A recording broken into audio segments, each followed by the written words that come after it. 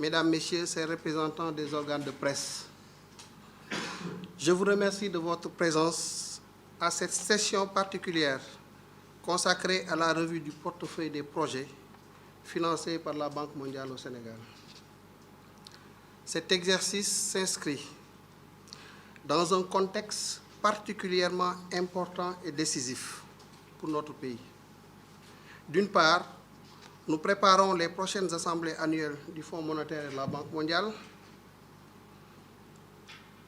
Et d'autre part, nous sommes en pleine négociation du prochain cadre de partenariat pays avec la Banque mondiale.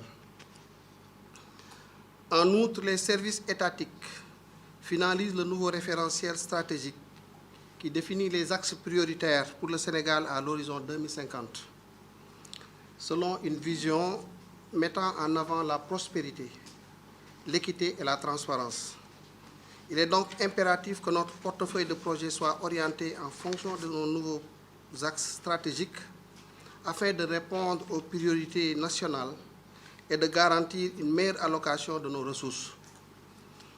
Je voudrais également saisir l'occasion pour rappeler que cet exercice intervient peu après la présentation des résultats du rapport d'audit sur la gestion des finances publiques, commandité par les autorités, lequel exercice a été conduit en application de la loi 2012-22 du 27 décembre 2012 portant code de transparence dans la gestion des finances publiques. La production de ce rapport d'audit témoigne, si besoin en était, de notre ferme engagement envers une gestion rigoureuse, transparente et efficiente des finances publiques. Pour rappel, le Sénégal est le premier pays de l'UEMOA à avoir sacrifié à cette exigence du code de transparence. Comme vous l'avez constaté, dans la communication du gouvernement, le rapport met en évidence des insuffisances notoires et souligne des défis à relever pour optimiser l'usage efficient de nos deniers publics. D'ores et déjà, et dans l'attente de la réception des observations de la Cour des comptes, le gouvernement réaffirme sans équivoque sa volonté à améliorer la gouvernance financière et à renforcer notamment l'intégrité du cadre de gestion de la dette et du budget, afin d'éviter que pareille situation ne se reproduise par la mise en œuvre d'actions concrètes et bien identifiées. À cet égard, je puis vous assurer qu'une communication transparente et responsable sera engagée pour préserver la confiance des partenaires et du marché. C'est dans cet esprit de transparence et de responsabilité qui a toujours fondé la crédibilité de l'administration des finances que nous entamons aujourd'hui la revue de notre portefeuille de projets avec pour objectif de garantir que chaque projet contribue de manière stratégique, tangible et productive à la transformation économique et sociale du Sénégal. Cet exercice est également une opportunité de faire un bilan approfondi des projets en cours, d'évaluer leurs performances et de passer en revue les investissements réalisés dans le cadre de notre partenariat avec la Banque mondiale. Nous devons veiller à ce que ces projets soient alignés non seulement avec nos objectifs de développement à long terme, mais aussi avec les besoins immédiats de nos populations, en respectant les exigences de performance et de transparence que nous nous sommes fixés. Parmi les objectifs que nous examinons aujourd'hui, il est important de rappeler la diversité et la portée de notre portefeuille. Actuellement, il comprend 21 opérations nationales et 11 régionales pour un engagement global de 4 milliards de dollars. Ces projets couvrent plusieurs secteurs stratégiques, à savoir les infrastructures, représentant 56% de l'enveloppe, pour un volume global de 1 701 milliards de francs CFA. Le développement humain, avec 23% de l'enveloppe, soit 699 milliards de francs CFA, et le développement durable, 16%, soit 495 milliards de francs CFA. Le digital représente 5% avec un engagement de 150 milliards.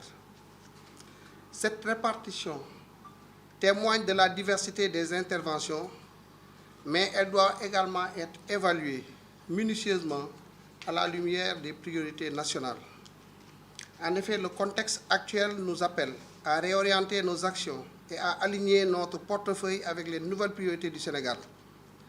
La nouvelle stratégie nationale de développement 2025-2029, qui s'inscrit dans la vision Sénégal 2050, nous impose de revoir notre approche pour une transformation économique et sociale durable. Nous devons œuvrer à promouvoir un développement endogène, axé sur la valorisation de notre capital humain et l'émergence de pôles territoriaux compétitifs. Chaque projet, actuel ou futur, doit s'inscrire dans une dynamique pour assurer sa pertinence et son efficacité à long terme. Ce référentiel de politique publique représente notre boussole pour les années à venir et il est crucial que nos engagements financiers soient alignés à ces objectifs. Ceci m'amène à aborder une question cruciale, la gestion de nos dépenses publiques. À la lumière des évaluations menées, il est impératif de rationaliser les dépenses allouées au projet en les orientant davantage vers les activités qui ont le plus d'impact. En effet, notre responsabilité première est de préserver les ressources publiques, de les utiliser à bon escient et d'éviter tout gaspillage. Cela signifie qu'il faut envisager, lorsque nécessaire, la restructuration de certains projets ou même leur cessation si leur pertinence ou leur performance sont remises en cause. Nous ne pouvons pas nous permettre de soutenir des initiatives qui ne répondent pas aux standards exigés, au risque de compromettre nos ambitions de développement. Au demeurant, il est essentiel de souligner que les projets qui continueront à être soutenus devront faire l'objet d'un suivi rigoureux.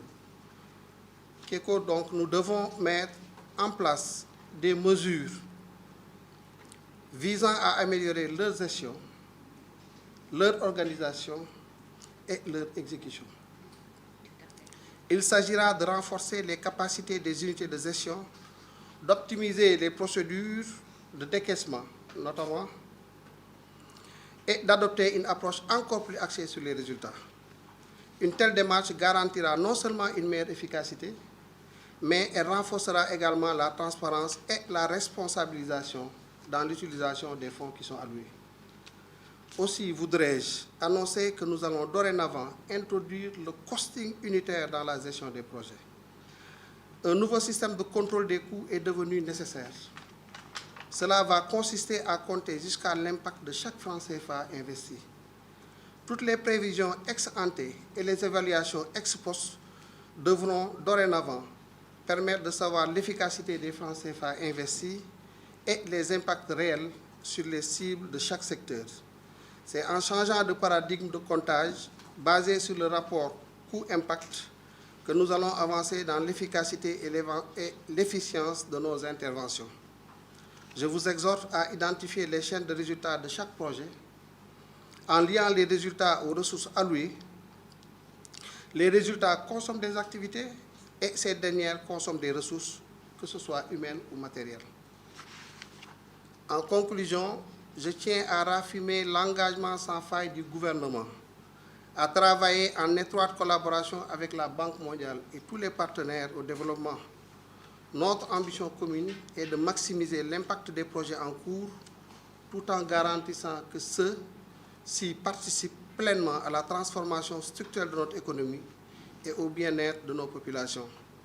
Ensemble, nous continuerons à bâtir un Sénégal plus prospère, plus juste et plus souverain grâce à une gestion rigoureuse et transparente de nos ressources publiques. Je vous remercie de votre très aimable attention.